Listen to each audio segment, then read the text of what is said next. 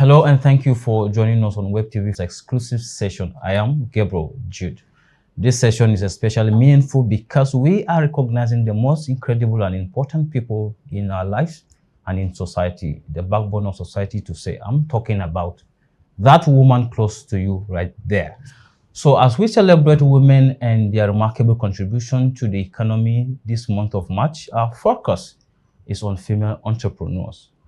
Gender parity in entrepreneurship is not just a moral imperative, but a crucial driver of economic growth and innovation. According to the World Bank, closing the gender gap in employment and entrepreneurship could boost global GDP by 20%. Right.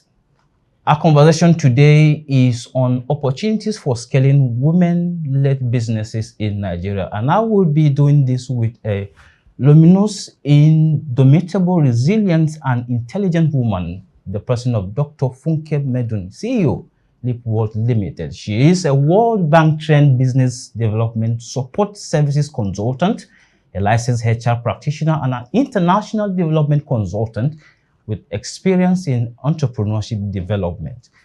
You're welcome, and it's my pleasure to have you on the program. Thank you very much, Jude. I'm happy to be here. All right, so Doctor, to start with, what are the role of women in the society beyond just taking responsibility in the family, marriage? All right, thank you. First off, that role in the family is big enough. Interestingly, beyond that, women play many crucial roles in the other spheres of life. So, one, economically, women are economic drivers. And you can see that from the contributions of notable women, how they've been able to coordinate the economy at the national level, subnational level. You can see at the global level. Okonjo-Iweala was here as, driving our economy at some point in the country. Look at what she's doing globally as well. So beyond being economic drivers, women are also change makers. They're influencers. So they influence changes across the world. So if you see some happenings, whether that has to do with gender or even generally, you see the role of women, how they push for changes that you and I and everyone benefits. Beyond being influencers and change makers, women play other roles in, making community impact. You see, women are a very good rally point. God created us naturally to be nurturers. And so it's easy for women to make impact in the community, bring everybody together, rally around. And another thing that we should not take away from women is been proven, research has said it, that women-led organizations have very great results. Even research has proven that. So in the sphere of leadership, and you can pick specific examples where women are the CEOs of organizations and those organizations, how they're doing. You see the effect in the results. I'm not saying that there are no areas of improvement or areas they could improve on, but they play several roles other than nurturing the family in being economic drivers, change makers, influencers, social impact, in leadership roles, and being advocates for, changes. Okay, so we are talking about businesses. So why is it important to support women-led businesses in Nigeria? Okay, so let's take it from the foundation first. Global population, women makes up to 50% or more of the global population. So imagine if you have that quantum of size of representation in the population of the globe, you have to pay attention to that kind of, gender, those kind of people. And so why is it important? Not just in Nigeria, globally, but if we have to bring it home and we say Nigeria specifically, it is important to support women. I've given you an example of the role that women play globally. And if you support them in those roles, and it will definitely have impact in the economy. When we were starting, you gave us what research said as well, that if you support women-led businesses, we can have as much as 20% improvement in the global GDP. And that's not even just at the global level. There was this research by McKinsey and other researchers that shows that if you support women businesses, you can have more than $42 billion dollar impact in the financing gap that they need, that if we support them, that can actually escalate and improve the global GDP, just like you said, because women own about 40% of small businesses, even in Africa. So support them, we expand the scope of support of impacts, globally, employment creation, economic growth, impacts to GDP. So if we can contribute 20%, so meaning that if we do exponential support, we can actually improve exponentially by the result and contribution of women to the global GDP, national GDP, or subnational, like we say. That is so profound, because I was on the street for a Vox Populi, and so we met a woman who was saying that she is running around to get an apartment for her child who is in school, just got admission. So you could see that she is a kind of a whole lot for her, talking about the pricing, talking about so many issues here and there, and businesses also, because the Vox Populi was about businesses, and she was bringing out her plate because of how the economy has been for businesses, especially for local businesses. But Doctor, you are a well-experienced business transforming agent, looking at what you do at Leapworld firm. And so what are the pain points that you must have seen with businesses, especially when it comes to female entrepreneurs? Not just female entrepreneurs, really. If you look at businesses generally, most surveys that we say that results shows that one thing most businesses will say is access to funding, access to finance, and that's typical of what most businesses will say. And it is real.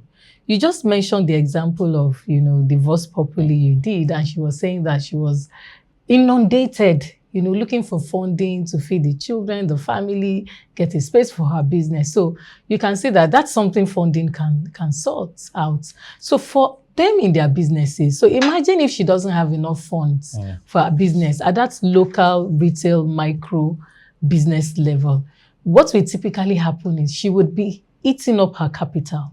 Capital is not meant to be what people eat up. You are supposed to take, by the time you appropriate your profits, so you can spend from your profit. But you see, what typically will happen in a lot of hand-to-mouth businesses is they end up eating up their capital. So access to funding is a very big gap that research has chosen. And it is not limited to only women-led businesses. Another area is capacity. And a lot of businesses may not say that is their problem, but research has shows that the problem may not just be funding. One key area that has been said, research has proven it, a lot of survey, and even if you go to the streets, structure and system. And that has to do with the capacity of the entrepreneurs themselves. So you can't build something on nothing. And I give an example. You want to build a business that will be sustainable. Not that it is easy. Building a business is not a sprint. It's something that lives. You have to keep improving as you get along the line. It will evolve, you grow, okay? So if you want to build a 3-story building, what foundation would you likely do? You're not going to build a foundation of bungalow. If you do that, what's likely to happen? You can't have what you want. So a lot of businesses don't have that systems and structure in place to help nurture the businesses. And that's a pain point. Sometimes it's because they don't have the capacity. And it can also be tied to funding. It costs money to put structure and system. So if you say you don't keep basic record, it's either you are taught how to keep basic record, and a lot of these things are not taught in school. So people venture into businesses or entrepreneurship, either intentionally or unintentionally. So some people just want to survive. So for people that want to survive, their focus is on hand to mouth. So those kind of people, they need to be educated, they need to be mentored, they need to be coached on how to put structures and system. You don't keep records. How do you even know what your cost is? How do you know what profit you have made? So structure and system is a big gap for them.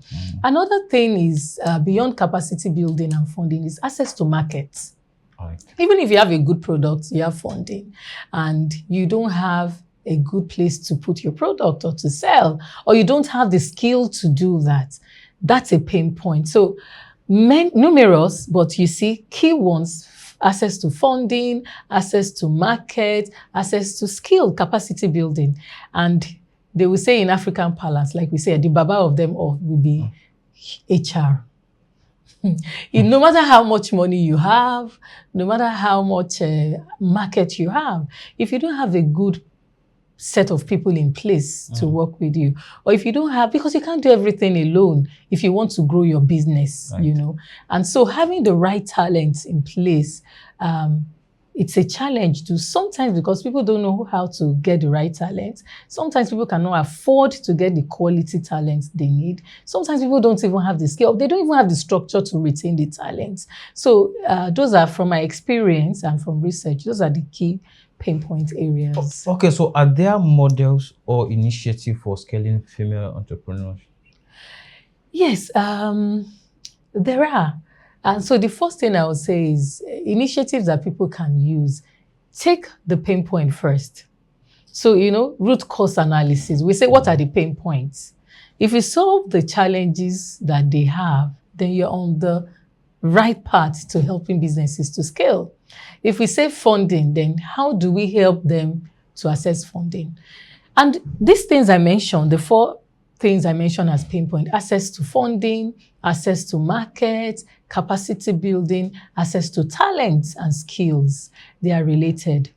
Okay, so if you give funding and competence, you train the entrepreneurs, or the entrepreneurs have the right skills, they will know how to get the right talent. They might be able to afford the right talent, right? If they have good products and have the skill, they will be able to access the right market. So initiatives could be from own or from external support. So if we take from own, the first thing is for the entrepreneurs to start knowing that it's a business. You know, if you don't treat what you are doing as a business, that's where the problems start first. Okay, if you know it's a business and I want to build a house, what does it take to build a house? Good foundation. And that was why I said the right structure and systems, basic as bookkeeping, HR structure, admin structure, marketing structure, and all that. So if those systems are in place first, it could be some people will say you write a big business plan. You don't really have to have, it could be something we use in our work. We call it business model canvas. It's just a page, 9 building blocks, you know. If you can articulate your goals, your visions, what you want to achieve. I'm not saying it's easy, but you see that you even need to know where you want to go. If you don't have an idea of where you are going, anywhere leads to where you will be, right? So it's for businesses to, first of all, understand and realize that entrepreneurship is a journey and that some things needs to be in place. So you can be self-taught, you can build capacity by yourself, or we can have external support, funding, for example. There are many initiatives out there. Before we started this conversation, you know, there was a talk around Tony Elumelu Foundation, for example, and the great things they are doing to support entrepreneurs. So again, information is power. People need to have access to such information, not only them. So, you know, they've been able to support. And if we link it to women, recently, they just been in the news for supporting 3,200 entrepreneurs in Africa. And it's interesting to know that 51% of them, and that was another conversation we were having, you know, before the interview started, are women. So you see the intentionality there externally. And these are private organizations. So it could be to clamor for more of these models by private support, you know, to provide funding. They didn't only provide funding, they also provided training, capacity building, mentorship. So these are some of the things that, the ingredients that helps the soup to make businesses grow very well. And it could be government-led. Again, we have some initiatives from federal government level. We have at state level. In Lagos, for example, Lagos State Employment Trust Fund, and my firm work with them, has been very supportive in that area. They have access to funding, capacity building, they do training. They even do access to markets for businesses in Lagos State. And, you know, a couple of states are also doing that in Nigeria. And at the federal government level, you see the Federal Ministry of Industry, Trade and Investment also have some initiatives out there, you know, that provide support for that. So these are things that we can do, both at our own level and businesses also sometimes, you should join associations. There are many associations that support. If you want to go far, you decide whether you want to go alone or you want to go with others, and that will determine how far you can go.